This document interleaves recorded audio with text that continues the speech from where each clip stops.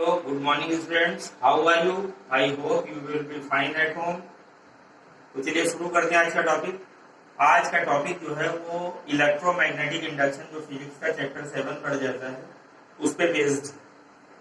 Basically आप electromagnetic induction के बारे में कुछ हद तक जानते ही हैं। पहली बात तो इलेक्ट्रोमैग्नेट के बारे में जानेंगे। इलेक्ट्रोमैग्नेट क्या है, यानी किसी कॉइल में अगर एक वायर को बाउंड अप करके कॉइल अगर एक रेडी की गई है और उसमें करंट पास करे तो वो मैग्नेटिक बिहेवियर अपना दिखाना शुरू कर देगा, तो इसको हम इलेक्ट्रोमैग्नेट बोलते हैं। तो सीधा सा मतलब यहाँ पे ये भी है, हमें मालूम होना चाहिए जब किसी कॉइल में करंट पास करते हैं तो उसके आसपास में एक मैग्नेटिक फील्ड क्रिएट हो जाती है। तो ये मैग्नेटिक फील्ड जो क्रिएट हो जाती है, जिसको ऑर्स्टेड ने सबसे पहले देखा था। इसका मतलब मैग्नेटिक फील्ड है तो कहीं ना कहीं मैग्नेटिक लाइनें भी जरूर होंगी, और अगर यही मैग्नेटिक लाइनें किसी दूसरी नियर बाई कॉइल से अगर होके क्रॉस करना शुरू कर दें, तो यही जो मैग्नेटिक लाइनें जब किसी कॉइल से क्रॉस करती है तो इसको हम लोग बोलते हैं change in the flux. Suppose करने की ये मैग्नेट है, जिस मैग्नेट का ये नॉर्थ पोल है, तो हम जानते हैं नॉर्थ टू साउथ मैग्नेटिक लाइनें शो की जाती है। लाइकवाइज दिस, मान लीजिए ये मैग्नेटिक लाइन है, ओके। तो मैग्नेट से लाइनें निकलती हैं, जो मैग्नेटिक लाइनें कहलाती हैं, ये क्लोज कर फॉर्म करती है। और अगर सपोज करने की कॉइल यहाँ पे है, तब तो कोई फ्लक्स का चेंज नहीं मिल रहा। If you give the relative motion, if you move the magnet toward the coil और the coil toward the magnet, तो देखिए क्या होता है कि मान लो इसी कॉइल को मैग्नेट की तरफ या इस मैग्नेट को कॉइल की तरफ लाए, तो सपोज करने की ऐसी सिचुएशन बनती है, बहुत सी जो लाइनें हैं, ये जो मैग्नेटिक लाइनें जो है, ये किसको पार करके जाने लगी, उस कॉइल को क्रॉस करके जाने लगी। तो जो नंबर ऑफ मैग्नेटिक लाइंस का कॉइल को क्रॉस करके निकलने का जो एक जो बिहेवियर दिखाई पड़ता है, इसी को चेंज इन फ्लक्स बोलते हैं। यानी number of magnetic lines passing through some particular area, that is area likewise a coil. तो उसको पार करके जो भी मैग्नेटिक लाइनें जो निकल रही होती हैं, that is the change in flux. और ये ऑर्स्टेड का जो बेसिक था कि यहाँ पे करंट पास करते हैं, मैग्नेटिक फील्ड आसपास जरूर होती है, तो आगे चल के जो डेवलपमेंट होते गए, उस बेसिक को ही कहीं ना कहीं ध्यान में रखते हुए फैराडे और हेनरी ने आगे चल के एक्सपेरिमेंट में ये दोहराया, ये करके देखा कि जब हम मैग्नेट को एक कॉइल के करीब में ले जाते हैं और अगर उसको मूवमेंट दे रहे हैं, तो नियर बाई जो कॉइल है मैग्नेट के, जिसमें कोई करंट नहीं लगी, लेकिन अगर हम उसमें गैल्वेनोमीटर लगा दें और मैग्नेट को मोशन दें टुवर्ड द कॉइल अगर हम ले जाते हैं, तो हम पाते हैं कि गैल्वेनोमीटर जो लगा है उसमें डिफ्लेक्शन होता है। But actually there is no cell और batteries connected to the coil. तो ये डिफ्लेक्शन हुआ किसमें, कॉइल में। क्यों हुआ? क्योंकि मैग्नेट को मोशन उसकी तरफ दी, या मैग्नेट को रोक लेते, कॉइल को उसकी तरफ मोशन देते मैग्नेट की तरफ, तो भी डिफ्लेक्शन कॉइल में गैल्वेनोमीटर दे जाता है डिफ्लेक्शन। तो इस सबके पीछे का क्या कॉज होगा? हर हाल में डिफ्लेक्शन अगर दे रहा है तो गैल्वेनोमीटर तक करंट पहुंच रही है, और करंट का मतलब है वहां पे ईएमएफ भी जरूर प्रोड्यूस हुआ होगा, और वहां कोई सेल या बैटरी तो लगी नहीं, तो क्यों प्रोड्यूस हुआ होगा? Due to the motion of the magnet. अब मैग्नेट की मोशन में यहाँ क्या छुपा है? मैग्नेट की मोशन में छुपा था, जैसा कि हमने देखा, अगर मैग्नेट को मोशन देते हैं तो जो मैग्नेटिक लाइनें हैं वो कॉइल के एरिया ऑफ क्रॉस सेक्शन को पार करके निकलना शुरू कर देती। कौन? Magnetic line. और मैग्नेटिक लाइनें जब किसी कॉइल को क्रॉस करके निकलती हैं तो उसको नाम देते हैं चेंज इन फ्लक्स। जब भी चेंज इन फ्लक्स होगा तो ईएमएफ प्रोड्यूस होगा, यानी ईएमएफ इंड्यूस होगा। पहले इलेक्ट्रोमोटिव फोर्स जो कि वोल्टेज है, बेसिकली वोल्टेज है, वो प्रोड्यूस होगी।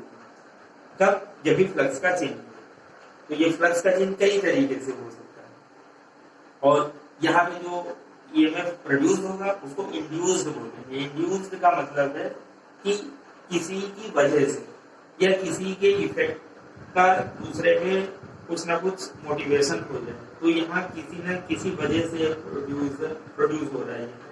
किस वजह से? मैग्नेट की मोशन की वजह से, तो इसको इंड्यूस्ड ईएमएफ बोलेंगे। और अगर सर्किट पूरा है, सर्किट को हमने क्लोज सर्किट बना रखा है, सर्किट पूरा है, की लगा रखी है, तो वहां पे करंट भी फ्लो करेगी, जिसको हम लोग इंड्यूस्ड करंट बोलते हैं।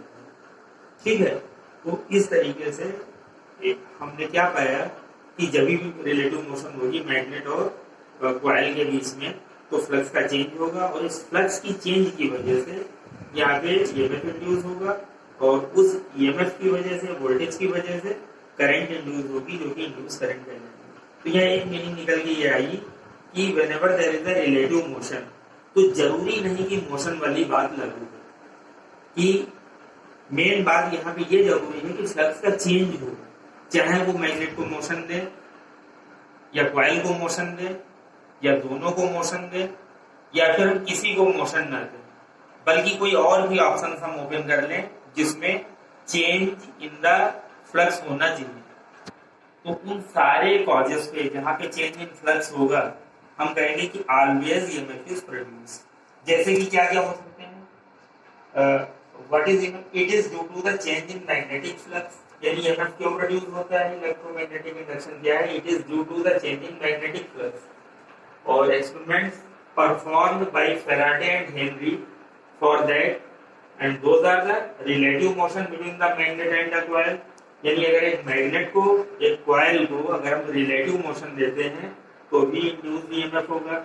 इसका मतलब ये की पॉइंट ना बना लें कि रिलेटिव मोशन होनी जरूरी है, होने पे भी प्रोड्यूस हो सकता है, और रिलेटिव मोशन ना हो वो भी ऑप्शन हैं। जैसे क्या, एक तो रिलेटिव मोशन का ये भी है कि एक मैग्नेट और कॉइल के बीच का था। दूसरा क्या, मैग्नेट हम ना लें, बल्कि उसकी जगह पे क्या कर लें, एक कॉइल ले लें जिसमें करंट पास करानी शुरू कर दें, तो मैग्नेट का काम कर दें, और नियर बाई एक दूसरी कॉइल ले लें, तो इसमें भी रिलेटिव मोशन करें तो हमें जो है वो ईएमएफ प्रोड्यूस मिलेगा। और लेकिन एक तरीका हो सकता है जिसमें रिलेटिव मोशन हमें नहीं देनी पड़ेगी, if changing the current in a coil induces EMF in the near by coil.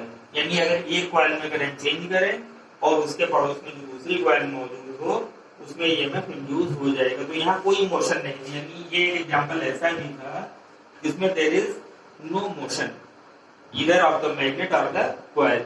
तो इसमें देखिए हम लोग क्या समझ रहे हैं, relative motion between magnet and coil. इसमें ये है, suppose that this is a magnet with its north and south, so there are so many magnetic lines coming out from this magnet, okay, और मैग्नेटिक लाइनें एक दूसरे को cross नहीं करती। जब फिगर बनाएं तो इस चीज को थोड़ा ध्यान में रखे, ऑलवेज बनाएं कि मैग्नेटिक लाइनें नेवर क्रॉस ईच अदर। अच्छा, फिर जान लो कि मैग्नेट को हमने मोशन दिया टुवर्ड द कॉइल, और ये बहुत सी मैग्नेटिक लाइनें क्या हुई, उस कॉइल को क्रॉस करके निकल रही हैं। ड्यू टू दैट नेचर क्या प्रोड्यूस हुआ, ईएमएफ प्रोड्यूस हुआ। कैसे पता चलेगा? अगर इस कॉइल के साथ में हम क्या लगा दें, एक गैल्वेनोमीटर हम यहाँ पे कनेक्ट कर दें। वैसे गैल्वेनोमीटर क्या रहता है, ऐसे उसकी निडल रहती है, यानी उसमें अगर कोई डिफ्लेक्शन नहीं तो वो एरो ऐसे रहता है, किसका, गैल्वेनोमीटर। बट जैसे हम मोशन देते हैं मैग्नेट को, वैसे गैल्वेनोमीटर की निडल इस सिचुएशन से ऐसे आने लगती है, यानी वो ये सिचुएशन बनाने लगती है। और लेकिन जैसे ही मैग्नेट को अगर हम वापस ले जा रहे हैं, यानी मोशन इसकी अपोजिट फेसिंग की कर दें, तो गैल्वेनोमीटर में डिफ्लेक्शन भी क्या होता है, ऐसा हो जाता है।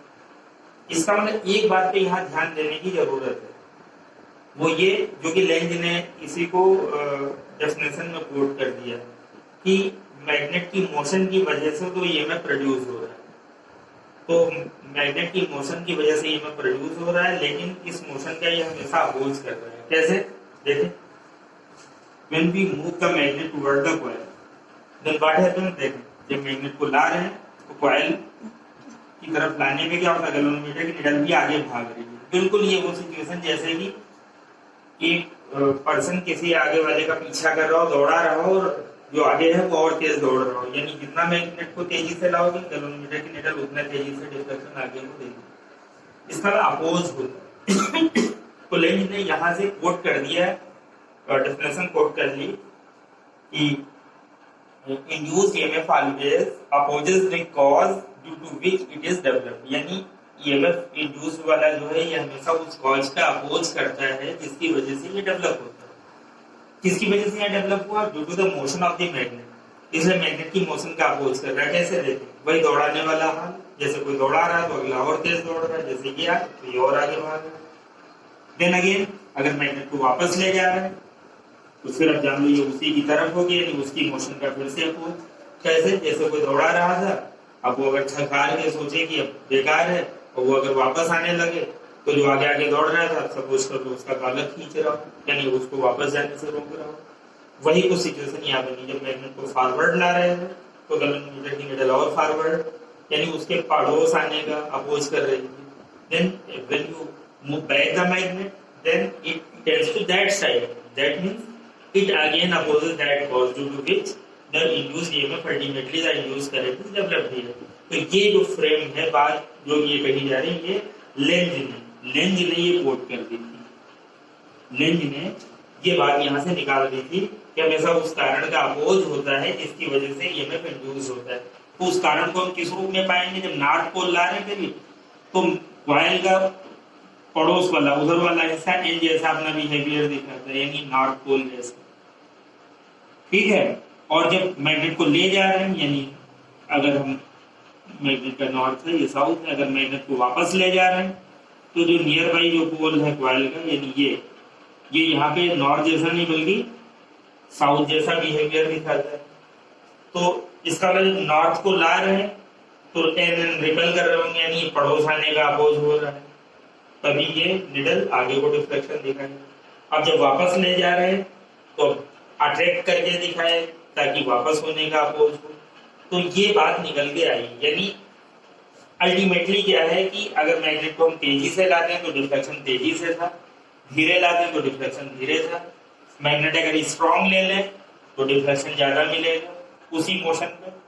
मैग्नेट अगर स्ट्रॉन्ग ले लें उतनी मोशन उतनी स्पीड रखें, लेकिन मैग्नेट हमने स्ट्रॉन्ग कर दिया तो डिफ्लेक्शन ज्यादा मिलेगा। और उसी मोशन के साथ में हम अगर मान लो कि मैग्नेट स्ट्रॉन्ग ना करें बल्कि नंबर ऑफ टर्न ज्यादा ले लें कॉइल में तो भी डिफ्लेक्शन ज्यादा मिलेगा। यानी deflection depends on so many factors.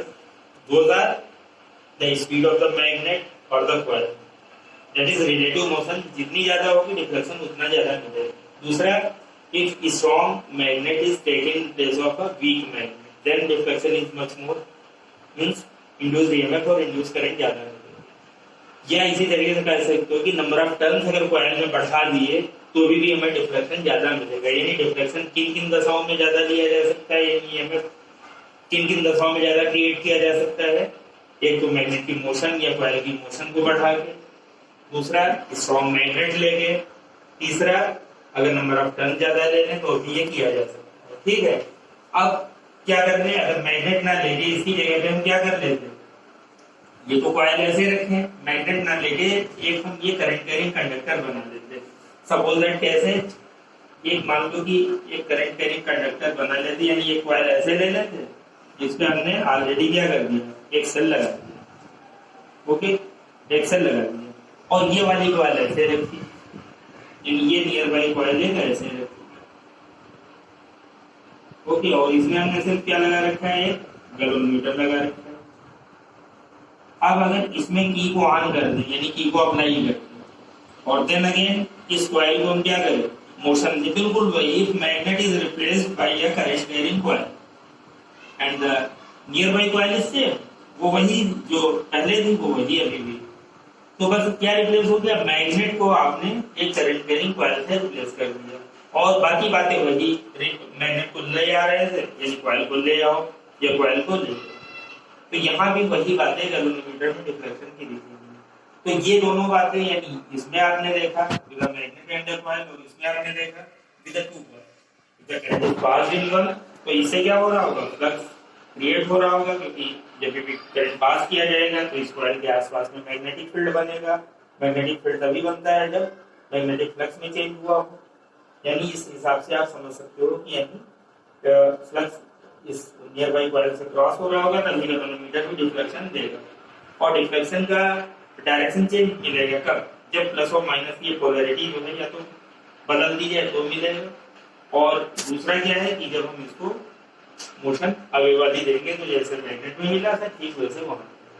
तो ये दोनों बातें तो रिलेटिव मोशन की बात करती हैं। एक जो तीसरी बात बताई कि changing in current in one coil induce image in the near by coil, मान लो एक ऐसी हम करंट ये कॉइल ले लेते जिसमें हम क्या लगा लेते, एक बैटरी ले लेते, यानी कई सेलों का एक कॉम्बिनेशन ले लेते, और फिर एक क्या कर लेते, एक रिहोस्टेट कर लेते। रिहोस्टेट मतलब वेरिएबल रेजिस्टेंस, जिसकी वैल्यू हम कम ज्यादा कर सकते हैं। या दूसरा कह सकते हैं कि हम ये बैटरी ना लेते क्योंकि बैटरी तो डीसी की बात करता है, करंट को यहाँ से चेंज करते तो उससे क्या होता है, फ्लक्स में चेंज होता है। अब कोई मोशन नहीं देते, कॉइल को कोई मोशन नहीं देते, क्योंकि रिहोस्टेट से हमने करंट कम ज्यादा की, तो करंट कम ज्यादा होने पे मैग्नेटिक फील्ड भी चेंज हुई होगी इसके आसपास की, इसका मतलब फ्लक्स भी चेंज हुआ होगा।